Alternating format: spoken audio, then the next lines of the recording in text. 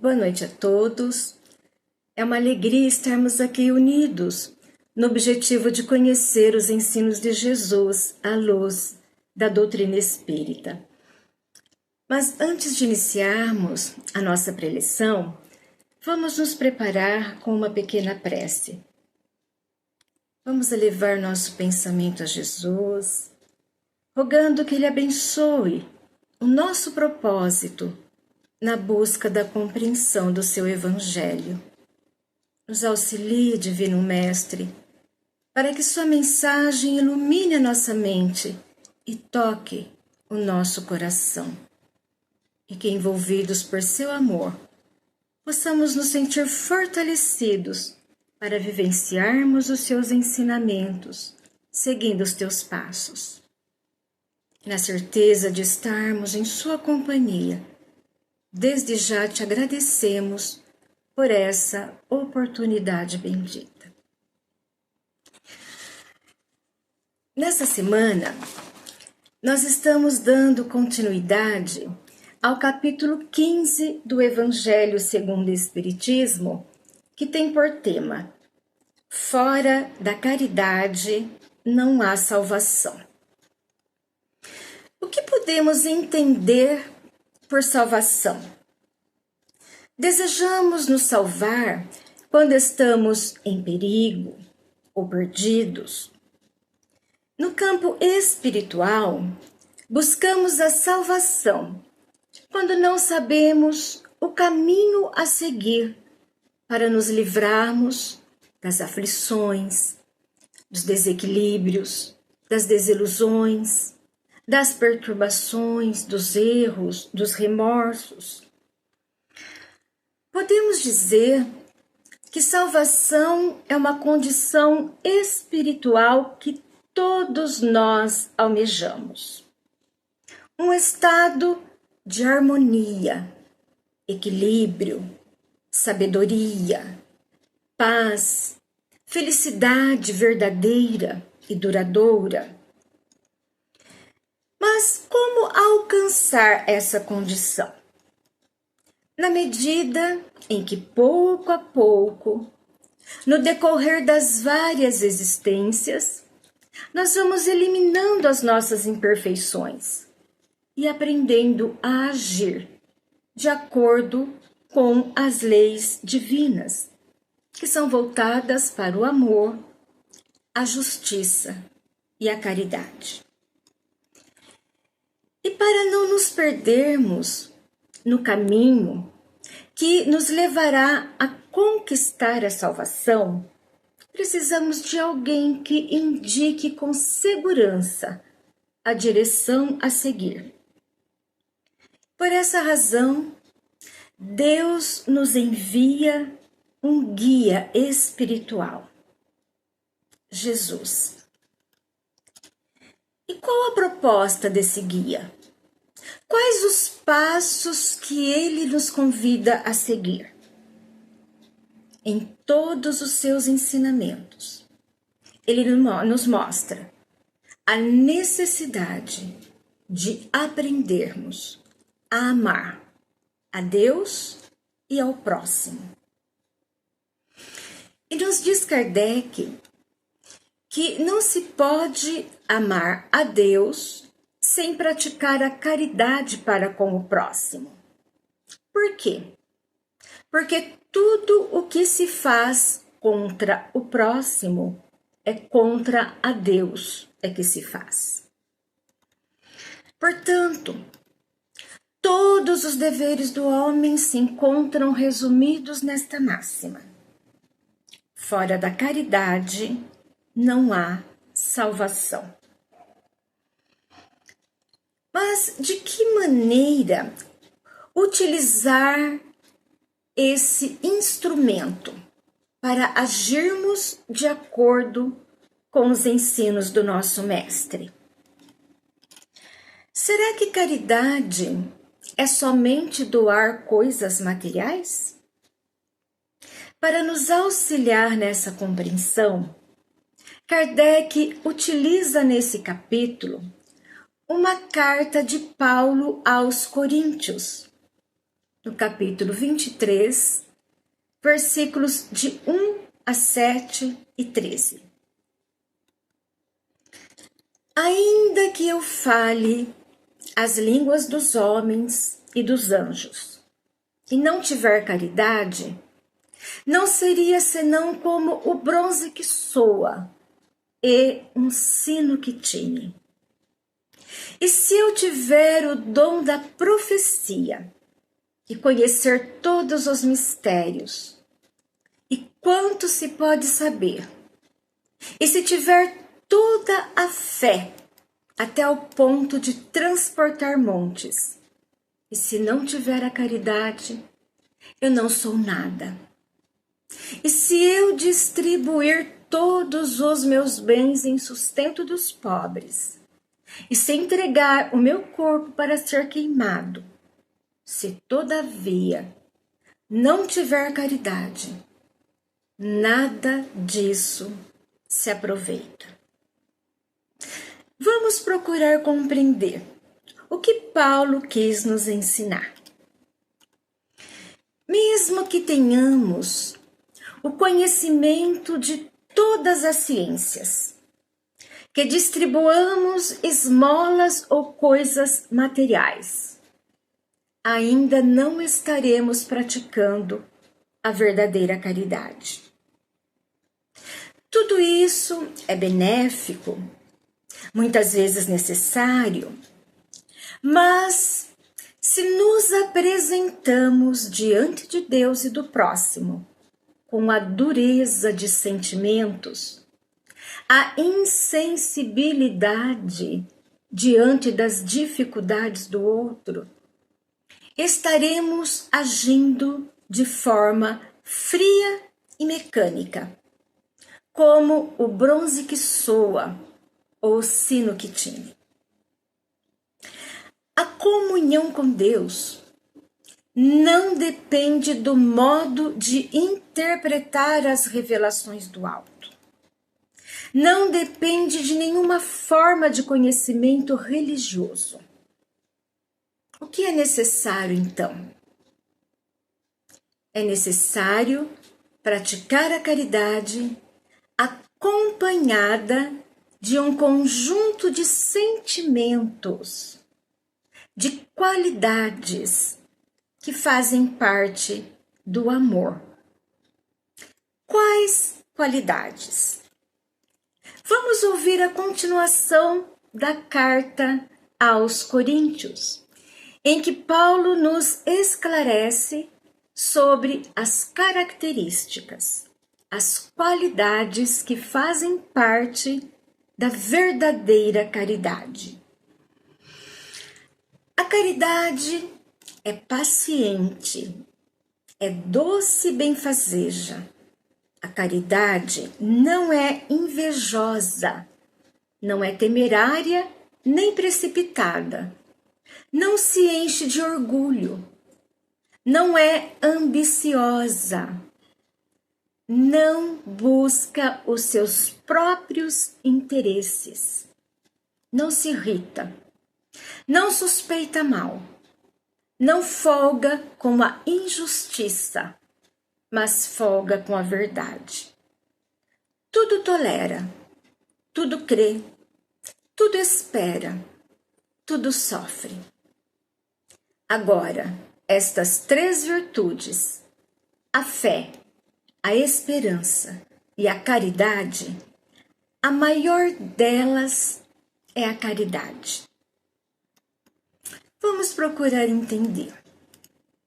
Ao dizer que a caridade é paciente, doce, benfazeja, recomenda praticarmos a caridade através da benevolência, que nos faz agir com doçura, respeito, gentileza para com os nossos semelhantes, da mesma maneira que gostaríamos de ser tratados se estivéssemos na mesma condição. Quer nos ensinar sobre a importância de abrandarmos os nossos sentimentos, e nos olharmos como filhos de um mesmo Pai, independente da cor, da etnia, da cultura, do sexo, da religião ou condição social. A verdadeira caridade não suspeita mal, não é julgar, não é condenar, mas sentir a situação do outro, demonstrando compaixão, sem julgamentos, sem questionamentos.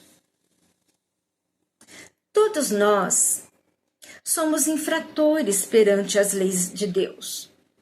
Ainda não cumprimos a lei de amor em sua totalidade.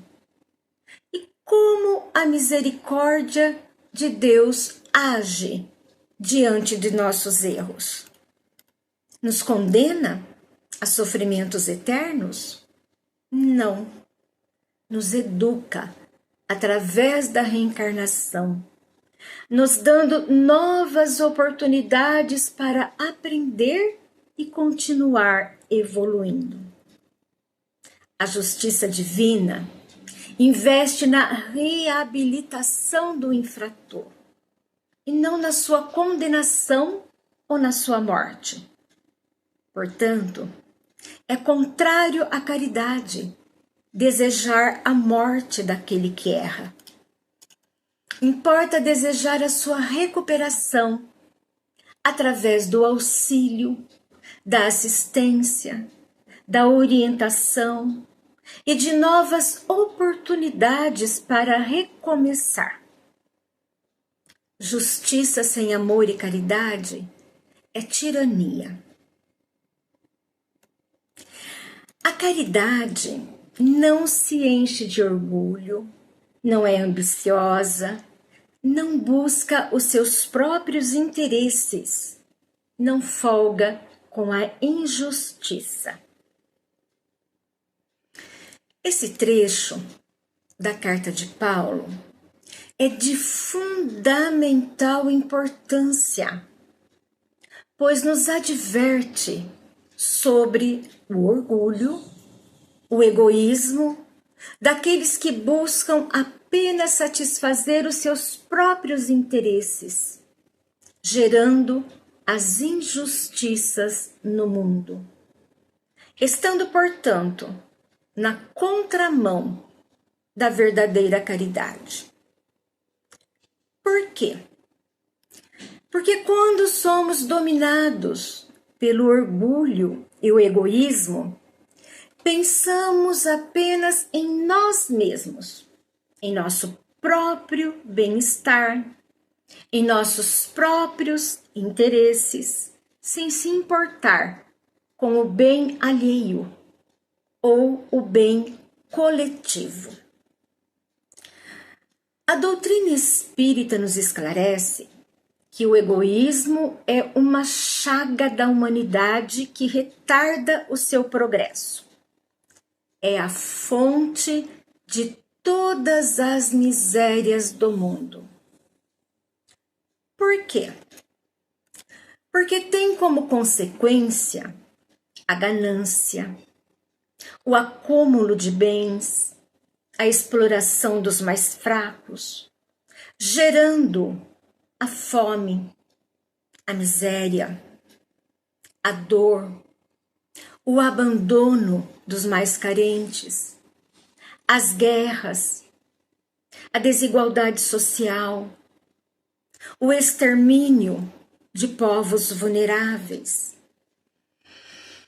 a ambição desmedida provoca a destruição do meio ambiente através da exploração desenfreada dos recursos naturais, causando mudanças climáticas, responsáveis pelas enchentes, alagamentos, deslizamentos, secas, colocando em risco a vida humana.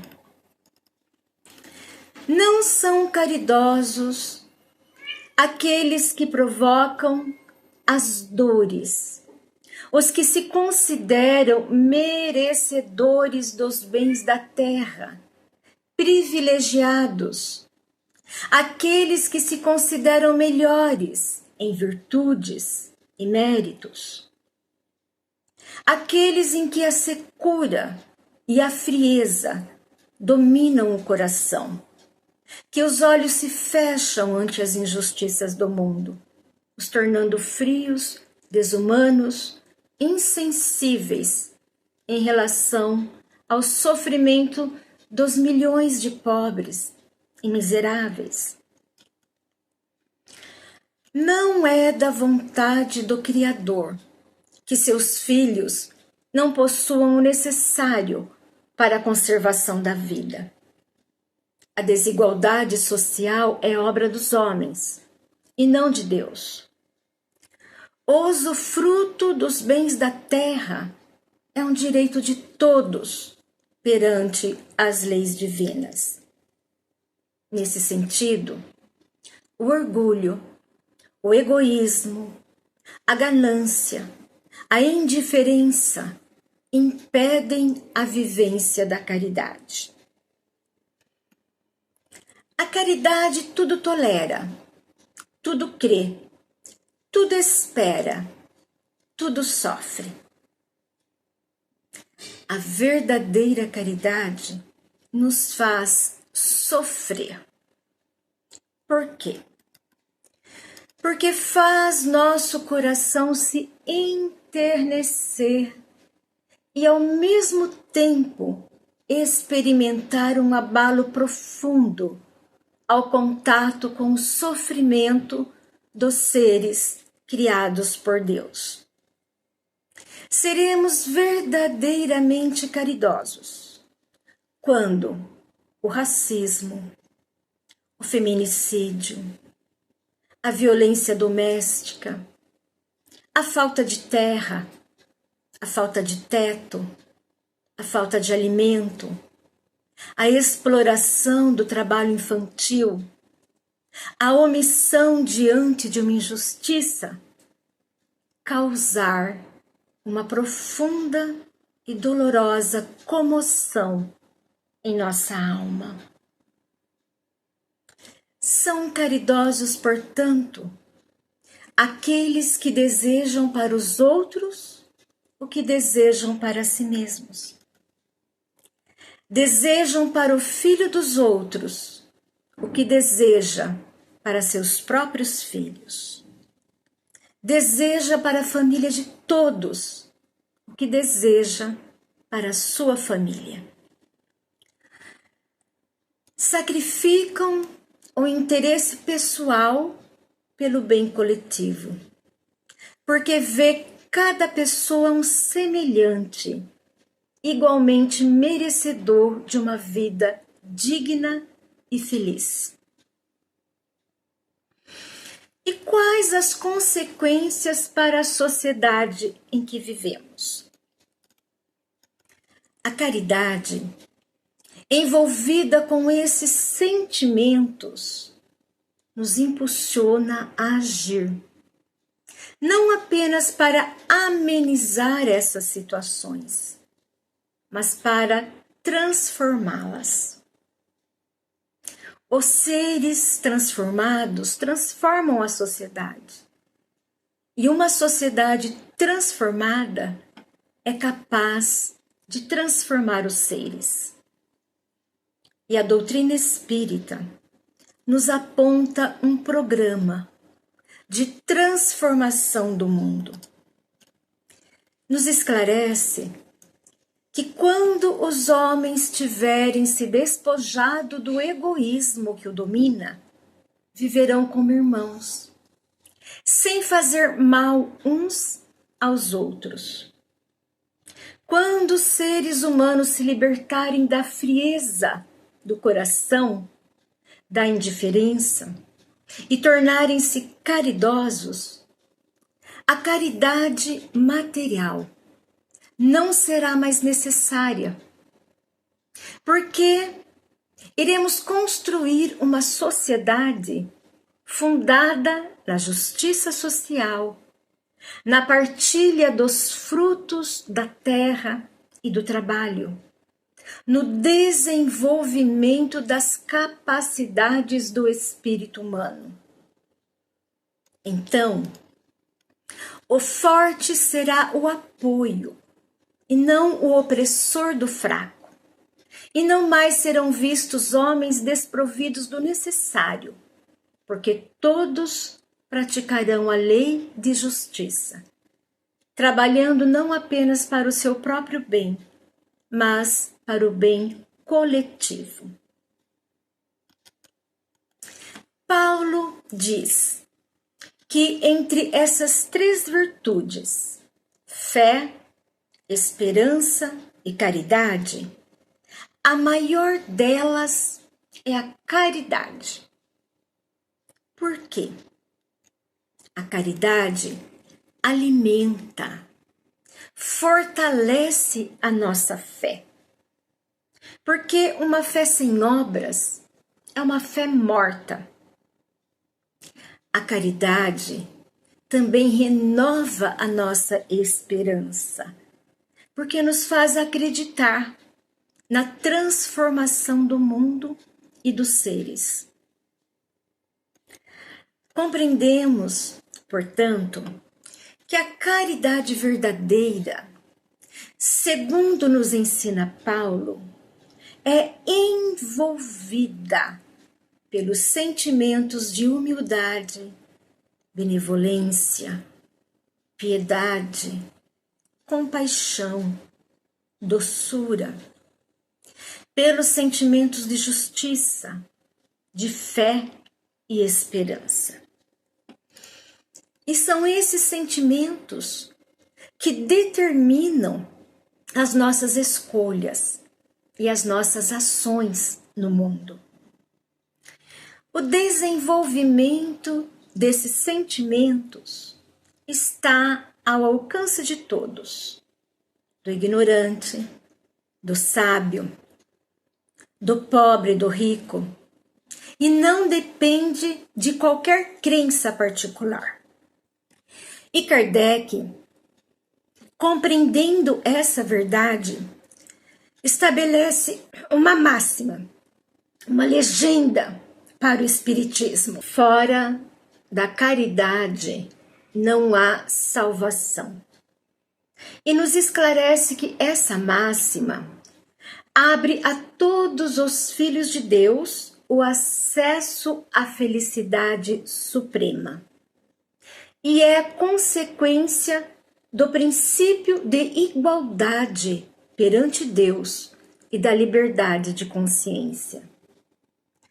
E esclarece ainda que o dogma, fora da igreja não há salvação, apoia-se numa fé especial, particular, é, portanto, exclusivista.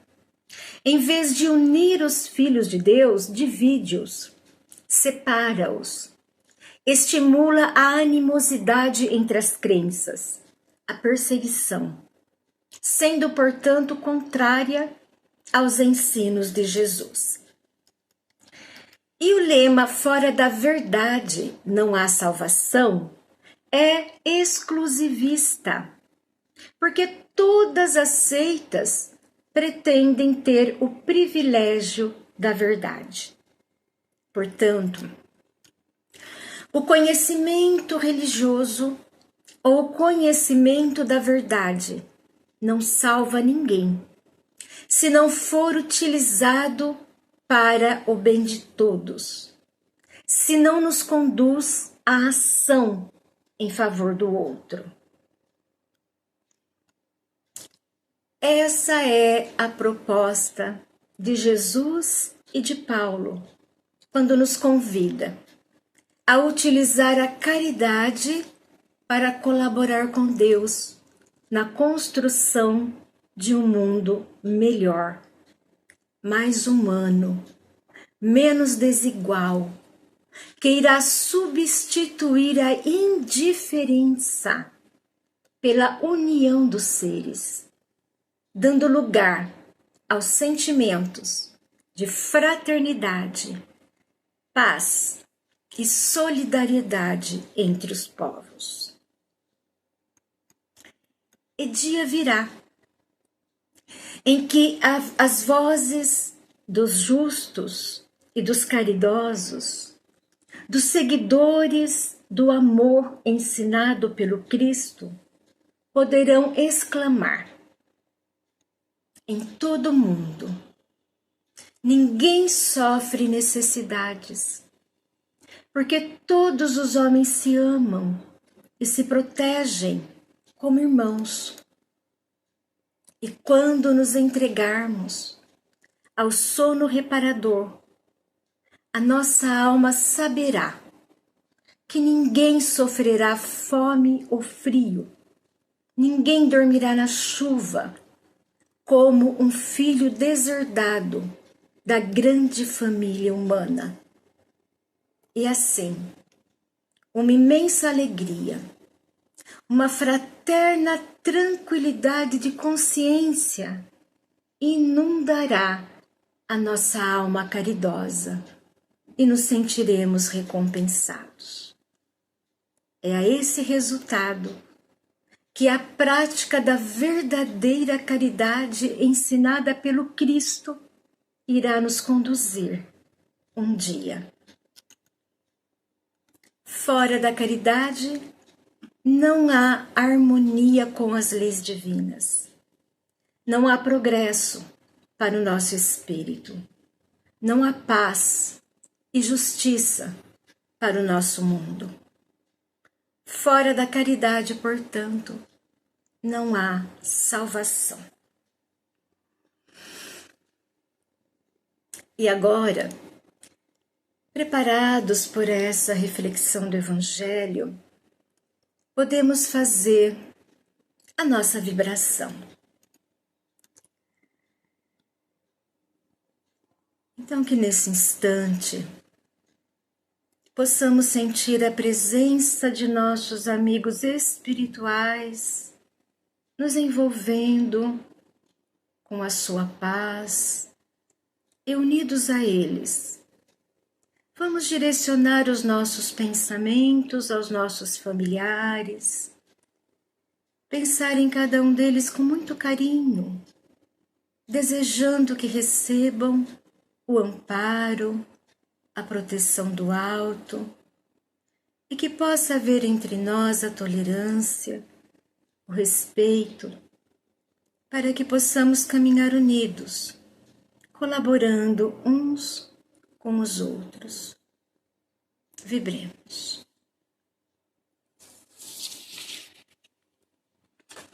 Cada um de nós trazemos alguém em nosso pensamento que sabemos necessitados de auxílio, que nos pediram ajuda.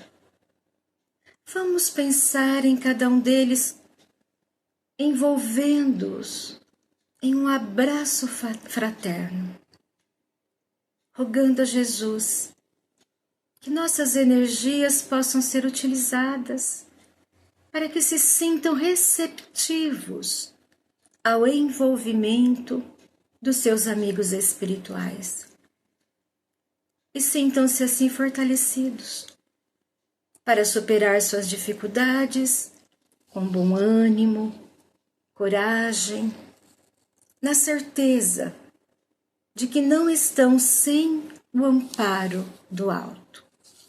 Vibremos.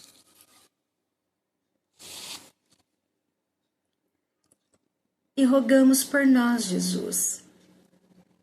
Ilumina o nosso entendimento. Nos auxilie a encontrar a força necessária para lutar contra a dureza do nosso coração e, pouco a pouco, aprender a olhar as dores alheias com os sentimentos que fazem parte do amor e da caridade. Que possamos seguir nossa caminhada com coragem, com fé e esperança, na certeza de que Deus conhece as nossas necessidades e jamais nos desampara, sustentando as nossas forças para que possamos trabalhar e progredir.